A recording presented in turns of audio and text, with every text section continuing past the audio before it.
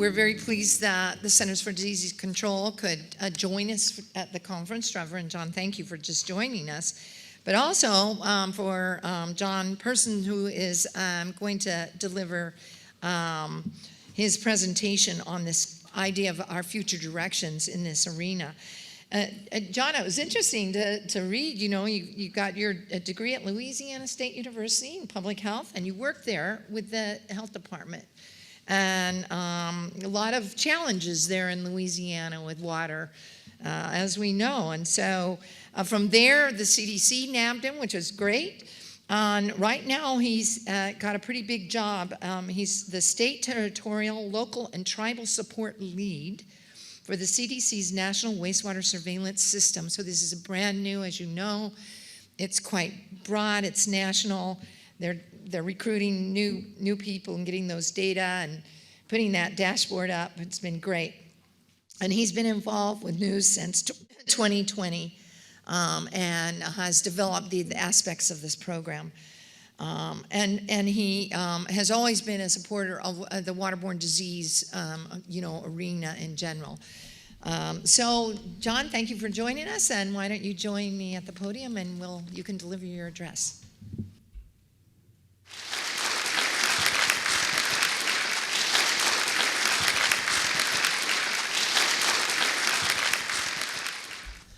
Okay, thank you. Well, I want to start with thanking everyone for inviting us to be here.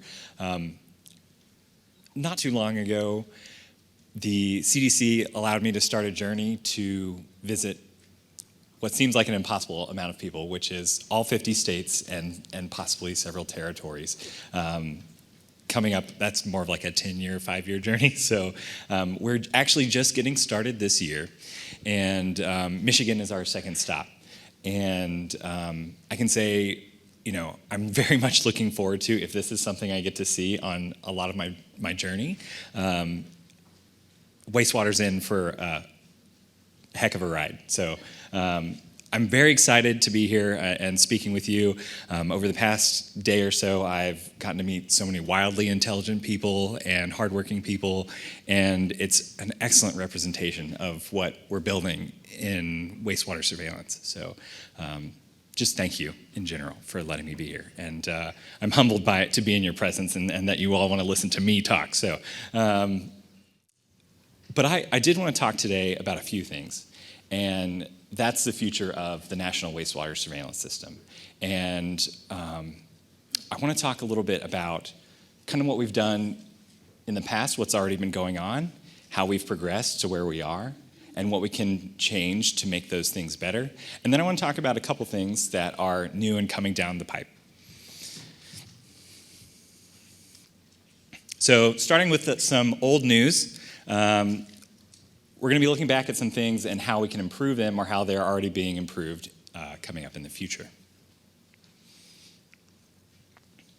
So if you look here, this is our kind of map, our funding distribution across the states.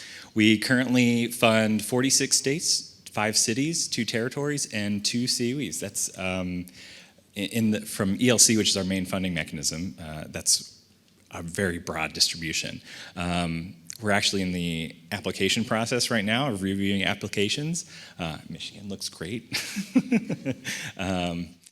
But we're hoping to add a couple more jurisdictions to really fill in this map, and then I'll finally be satisfied. No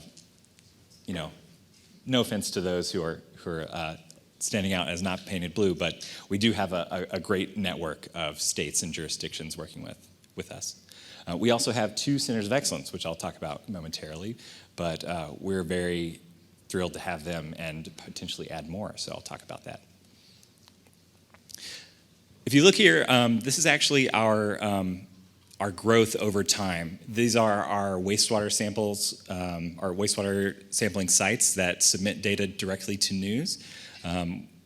As of the time of pulling this GIF, we had about 152,000 unique wastewater samples, over 1,400 sites in 50 states, 3 territories, and 7 tribal communities. So you can actually see the progression. We had about 8 early adopters of wastewater surveillance, Michigan included. and you can see them pop up first on the map, and there's a little bit of growth, and then you might see a bump somewhere in the middle where we started a national testing contract to help support all of our states in implementing and building up the capacity for wastewater surveillance. And since this was created, it's even filled in even more. So I always like looking at this. It shows the growth across the nation of wastewater surveillance, and the amount of people that we're starting to cover is approaching 140 million. And if you consider about 20% of the population are not on sewer sheds, then that's about 50% of the reachable population in the U.S., and we're pretty happy with that number. I do want to look briefly. So I mentioned earlier we had 8 early adopters, and I won't be able to name them all off the top of my head, but Michigan definitely was one of them. And without them, we couldn't have established a network like this. Without their experience and willingness to share data with us, to learn from you and share with other jurisdictions that are interested in implementing wastewater surveillance, we wouldn't have been able to set something up that is this large and this impressive. So once again, I'm just very, very proud to be part of this group and very proud to speak to you today about the growth of wastewater surveillance. So we do have 2 centers of excellence right now, but we're looking to add 2 more. So we actually know who those are. They don't know who they are. And I'll just leave that as a mystery for you to find out in the future. So I can't really quite announce that yet, but we're very excited. They're coming. But why I'm so excited is because the centers of excellence provide a voice for the state health departments. I have, like Joan said, I once worked for a state health department myself, and try and use that experience taking into account into my interaction with all of our states that participate in news. And the centers of excellence also bring that voice to news. We listen to them for advice or suggestions and how to improve wastewater surveillance. They also provide guidance and training for all of our other jurisdictions that are participating in news, and they're an invaluable resource. So we're excited to be adding 2 more in August, and potentially 1 more in the following year. So we'll probably stop around 5 centers of excellence. The 5th one is up for debate. So, but definitely adding 2 more this year. And this is just an example of kind of what we're trying to do at the National Wastewater Surveillance System. We want to bring in the opinions, the science, the developments that have been brought to us from our state partners. All of you, all the work that you're doing. I do my best to listen to all the advancements that you're making. I had fun at the posters last night. I was basically shopping for I want this on a national scale. I want this on a national scale. When can I have it? Those sort of things. So we do the same with all of our jurisdictions. We learn from you and try to build the foundation of news from the ground up, while still trying to lead from the front. So it's kind of a challenging balance, but it's been very fruitful in working with our states. Actually, I can remember on several occasions we have a large group call, and not to point you out, Susan, but shout out to Susan.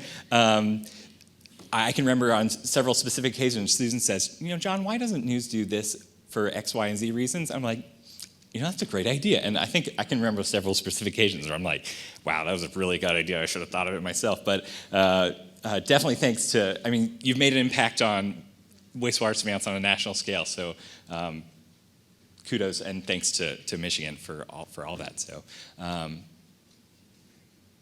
we're just very excited to have all of the participants and especially the Centers of Excellence to lead the way in terms of developing wastewater surveillance.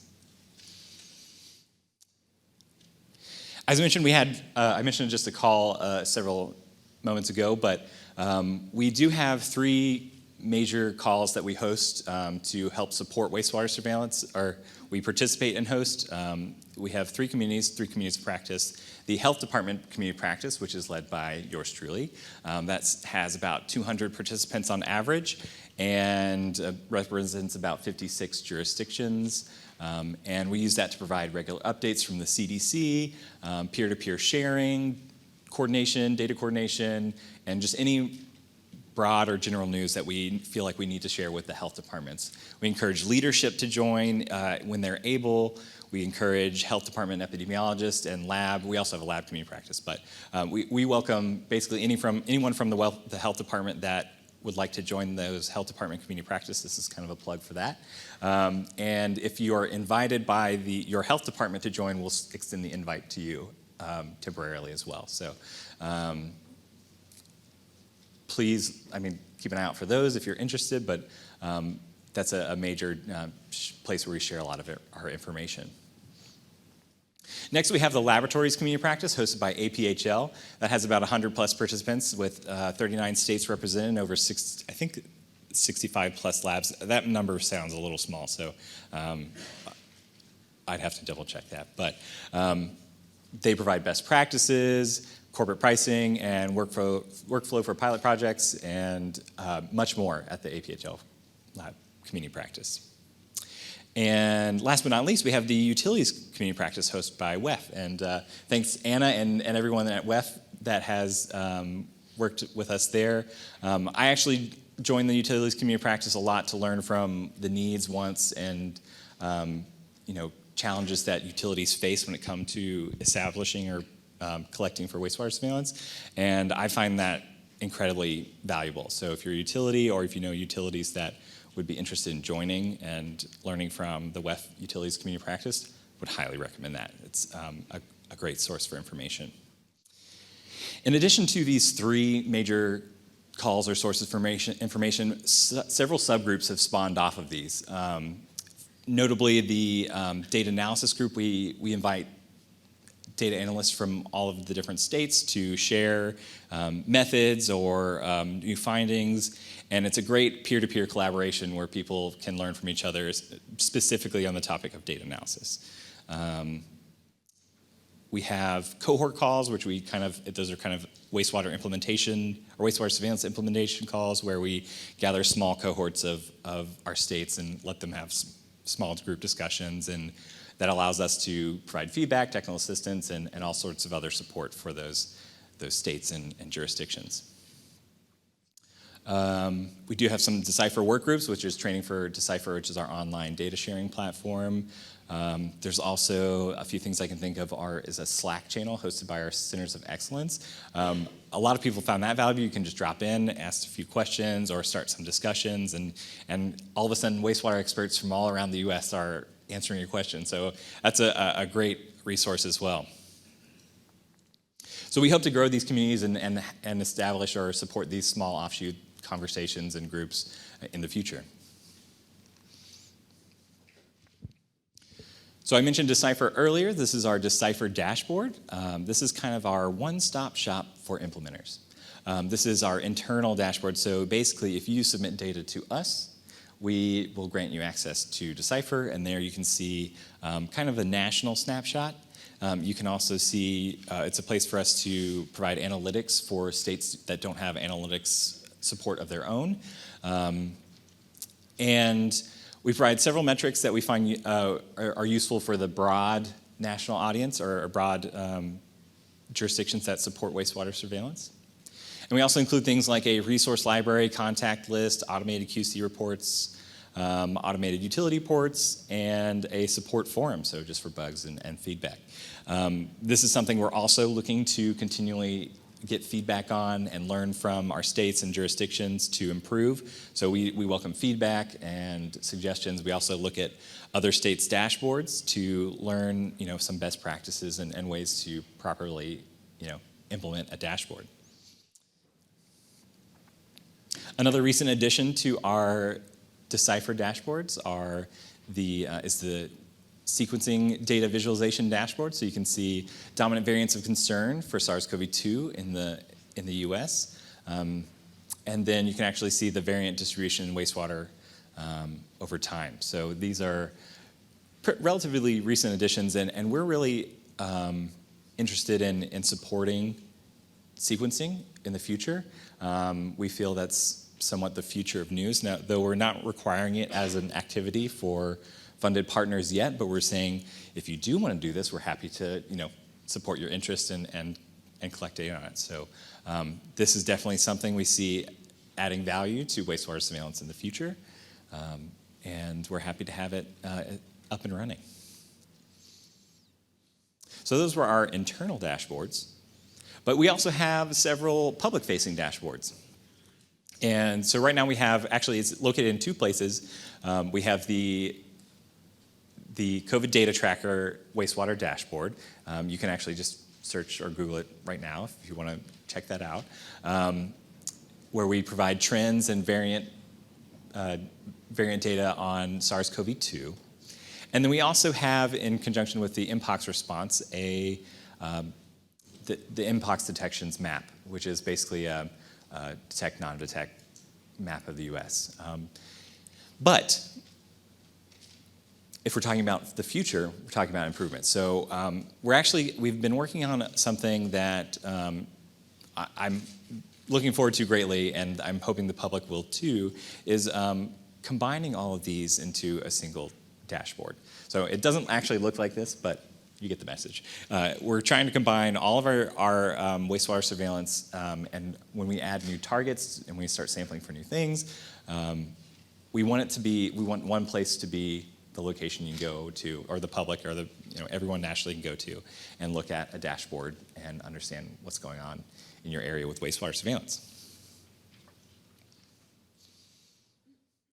And as we continue in the future, we've already been using wastewater surveillance for this currently, but we see it as a continued need of the public for how we use wastewater surveillance, because it is a nimble structure that can rapidly adapt to change and the changing needs of public health.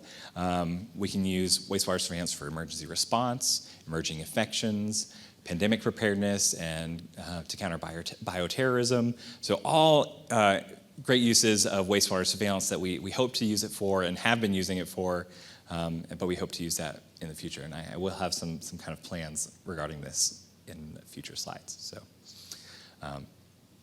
definitely a big strength of the news program. So I actually now want to talk to you about a few things that are coming down the pipe, a few things that we have planned, and specifically it's revolving around targets other than COVID. So moving beyond SARS-CoV-2. That was kind of the foundation that we've been built upon, but now we're moving forward to more things. I wanted to say better things, but that's not really applicable. So what's coming down the pipe? So we have a three-phase approach for how we're selecting targets. Who doesn't love a good three-phase approach? But phase one, we're starting with core targets. So this is starting with regular surveillance for endemic and common diseases such as flu, antibiotic-resistant genes, and several others. We're going to be providing regular and consistent cost-effective surveillance for basically the general population. And I'll actually show you that list soon. But moving on to phase two, this is a little farther in the future. Emergency, so using wastewater surveillance for rapid response, outbreaks, emergencies, and natural disasters. These are targets that are sporadic but somewhat expected, such as shigellosis or polio. We've also seen applications. We've already seen this wastewater surveillance be used for this on a national scale for Mpox, not so much polio, but we were slightly involved in that process. And we feel this is something that can be rapidly deployable as long as we have a portfolio of validated assays. And phase three, if we're really talking about the future, pandemic preparedness. So horizon scanning for potential epidemic threats and pandemic threats, evaluation of potential rare and unexpected diseases such as Ebola and Mpox, and using it as a national biosecurity strategy for early warning. So these are kind of the applications we see wastewater surveillance being used for over time, and we're trying to take this staged approach to get there to that final phase. So how did we, I feel like I'm teasing all of the, what the actual targets are. You'll see it. Don't worry, it's coming. So how do we decide on these targets? So we asked ourselves a few questions. Are there meaningful, keyword, meaningful, public health actions at the community level? And then we asked, is the virus shed into wastewater? I guess, well, not necessarily virus, but if it's a virus, it's shed into wastewater. And then we have all sorts of other questions that follow that. Is there fecal shedding? What's the fecal shedding prevalence? What's the magnitude, duration, infectivity? We were really, really gifted from SARS-CoV-2 because all of this was readily available from hundreds of studies ongoing simultaneously by many different groups all at the same time. So it was just a bombardment of information readily available. But as we start to look to expand to new targets, it's going to be a little slower approach because none of all of this is readily available for all of the new targets we're proposing to add. Can clinical assays be developed for wastewater? And can the virus be recovered and quantified reliably? And are there non-specific targets detected? How many false positives will we get if we start testing for this? And lastly, what's the geographic distribution of cases? Are there enough cases in a sewer shed to be detectable? And what is the case ascertainment rate and timing? So are there enough cases to be detectable? Is there, what's the timing? Is the sampling going to be the same for one target to another? We have to find that out, actually. Well, to go back, if you're looking for things to study, students, heads up, next year for your round of posters, check these out. Okay, so this is it. So this is our panel for our proposed panel for core targets for phase 1 for the National Wastewater Surveillance System. I know you're taking photos. There's a better slide at the very, very end, so it's more picture friendly. But we have some normalization controls, antibiotic resistant genes, and pathogen targets included here. The timeline is proposed as we're going to pilot these with the new Centers of Excellence in early 2023, so that's already begun. We anticipate system-wide rollout beginning in August 2023. So it's going to be kind of a phased rollout as these are developed. And we've already begun integrating data into Decipher, our online data storage platform. And we're going to be developing, like I said, that new dashboard to help support that, both internally and externally viewable. And all of this is going to be annually reviewed by our News CDC Advisory Committee. So we have an advisory committee of experts from around CDC dedicated to helping us make the right decisions on where to go in the future.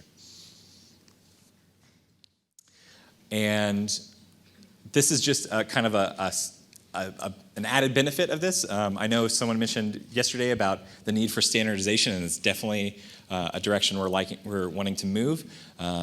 And we wanted the news panel, testing panel, to be several things: quantitative, highly parallel and multiplexed, readily adapted, robust to inhibitors present in wastewater, and can function on low limits of detection.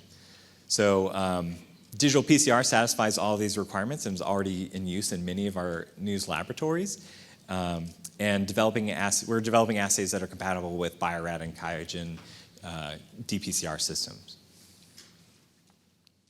Before I end, I want to talk about a few things, and that's challenges for the future. Limitations that we face as we look to expand wastewater surveillance. One of the big ones at the start is 20% of the US population, we estimate, is unsewered. So how do we support those people with wastewater surveillance equally to the sewer shed population?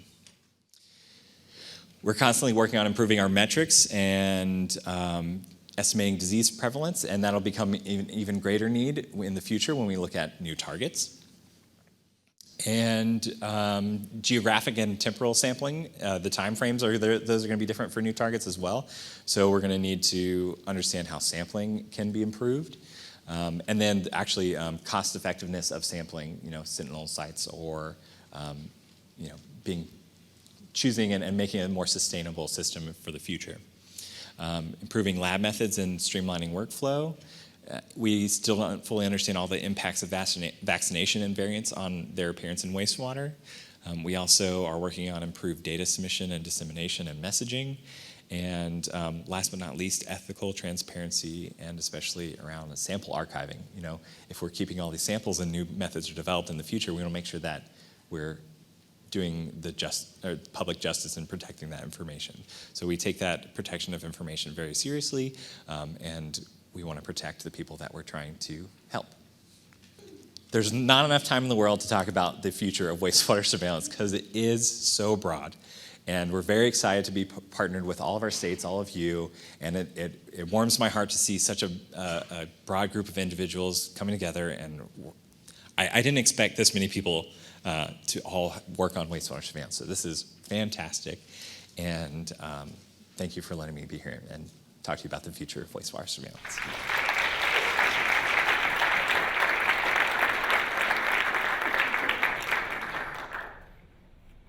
So my question here is, with all this information obtained to help with the public health preparedness for this pandemic, do you think there's a potential for this wastewater monitoring become mandate in the public health arena?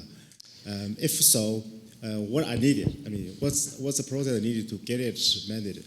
And the other thing is, how do you think the role of academia in the national-wide monitoring, since that's more like routine kind of work, so what's the role really for the academia to play in this process? Thank you. Yeah, thank you. Two great questions. So there are a lot of hurdles in terms of implementing policy changes, wide-scale policy changes in terms of mandating wastewater surveillance. It's something we like to encourage. Right now, it would take a little. We expect that it'll take a little longer to establish wastewater surveillance as a long-term program, and then we can start talking about making that mandatory. There are also a lot of. We don't even know if that's going to be the right direction because there are a lot of hurdles, and there's also a lot of pressures already placed on wastewater surveillance or utilities to do other required activities, and adding that is another burden to add it to their plate. So we're cautious of that. We have considered and looked into the options of that, but we don't have a clear picture of what that's going to look like in the future. So it's not off the table, but it's not something we have immediately planned. There are a few steps in between mandating wastewater surveillance. And as far as the role of academia in the future of wastewater surveillance, there's always going to be the need for scientific development, method development. I know we've joked about research. So CDC doesn't officially fund research, but we do fund our state health partners, our local health partners, and their partnerships with universities have been very fruitful, and working on methods and activities that directly impact the improvement of wastewater surveillance will definitely be helpful. Is that good? Okay. Hi, Jeffrey Ram from Wayne State. There's been some discussion here about targeting certain primary areas that people travel through or gather in, such as conferences or airports, and especially the airports probably requires a national approach to it, not just Detroit Airport or just DC Airport, but nationally. What are the international ports of entry? And I'm wondering, is that part of the program that NWSS might lead or work with other federal agencies? And also at the airport, has it been discussed, would one focus on the planes that come in, or let's say the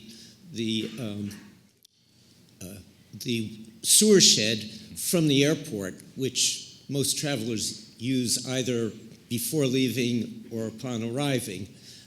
What would be the best way for monitoring that? So yeah, the national travel and airport monitoring is a very interesting question because right now we see a lot of value in the data of wastewater surveillance when the population is established, when we can compare from one sewer shed to itself over time. We understand the increases and decreases. Right now, it's very hard to compare moving populations, and that's one of the challenges we're facing with surveillance in airports. I mean, we are asking the same questions of, do you check the toilets in the airplane? Do you check coming from the airplane, or sorry, the airport? And we haven't found a use for it quite yet. The data is still very noisy, and we end up just getting just kind of a national snapshot of the diseases that are, it kind of looks like a more broad representation of what's in the area rather than, increases or decreases, like immediately actionable data. So we are running in challenges in defining the exact use for that. There is potential that we may not quite understand. The CDC news team is not leading that effort, but we are partnering with other CDC, or we are learning from and working with other CDC agencies that have been doing that sampling and testing and saying, is this really possible? I think it has potential for something in the future when we better understand wastewater data and we have a longer time to sample, because that data does become more valuable the longer we've been sampling. So I definitely think it's a possibility, but I actually don't think quite yet we have a use for it quite yet. Yeah, I think there's probably some ethical challenges that are involved as well. If you do a single airplane, that's certainly under the 3,000 that the National Reporting System would say, and what if you got a positive, even if you could do it like in 5 minutes while people are waiting for the luggage? What do you do with the people that were on that plane? Yeah, and there are ethical issues. We've done I know way too much about people's bathroom habits on airplanes or general things. We know people hold it. We know people go way too much.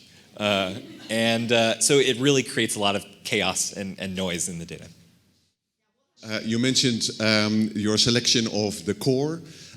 I was super curious about discussions that you had on, particularly pandemic preparedness. Because, it's difficult to know what to target, of course. Sometimes, with avian influenza, maybe we have at least some information, but we didn't know SARS-CoV-2. We knew SARS-CoV-1 and some other coronaviruses. So, are there thoughts on what to do for pandemic preparedness? Well, that's a very hard question. So this core is for what we expect, things that are stable, consistent, that we know we can test for. If you remember, phase 3 is our kind of pandemic preparedness, and that's kind of in the line of expecting the unexpected. I think sequencing is going to play a large role in understanding, or trying to find new threats or things that are potentially pandemic threats. That decision making is actually a little bit out of my realm of expertise, but my broad understanding is that that's something we're going to have to plan for in the future. Right now, we're focusing on what's stable, and we're going to work up to. We're going to work up to the pandemic preparedness, and we're hoping to use what we learn from all of our jurisdictions, our partners, and potentially the students that are now interested in learning about wastewater surveillance. And using that to build our preparedness for the future. And also working with other countries and working on global wastewater surveillance. So, yeah, thank you. So I was late, so I'm sorry in advance if you already said this. That's too bad. It's over. But I guess one of the things that we've been wrangling a lot here with, one of the challenges I think with wastewater surveillance is how do you aggregate across spatial scale to get a metric that you can interpret at the regional or state or national level. Mm-hmm. And so I was curious if you had any thoughts about how CDC is thinking about that for news. You have a much bigger, Michigan is only one state, you've got the whole country, so what have you been thinking about? So, aggregation of wastewater data provides a lot of challenges because we see a lot of variability from one sewer shed to another. Yep. So the value of lumping everything into one is yet to be determined. We do have, basically we're starting from the ground up in terms of geospatial analysis. We're actually just starting with asking for sewer shed shapefiles and sewer shed boundaries, and trying to understand what one community means, and how the geographic data matters in that sense. We haven't finished collecting all of those maps and shapefiles, so we don't actually have that much data around how to use that. We do have a great senior geographer dedicated to establishing that, and this is basically a call for more information on how to do that better, and new methods that are arising. So I feel like I've answered a lot of questions. Like, we're working on it. That's but where we all are. Yeah. it's great to be here and say we need you. We need all of these bright minds to bring it and share with us and share with your state, and so we can adapt what we learn from everyone. So Awesome. thank you. Let's thank John again.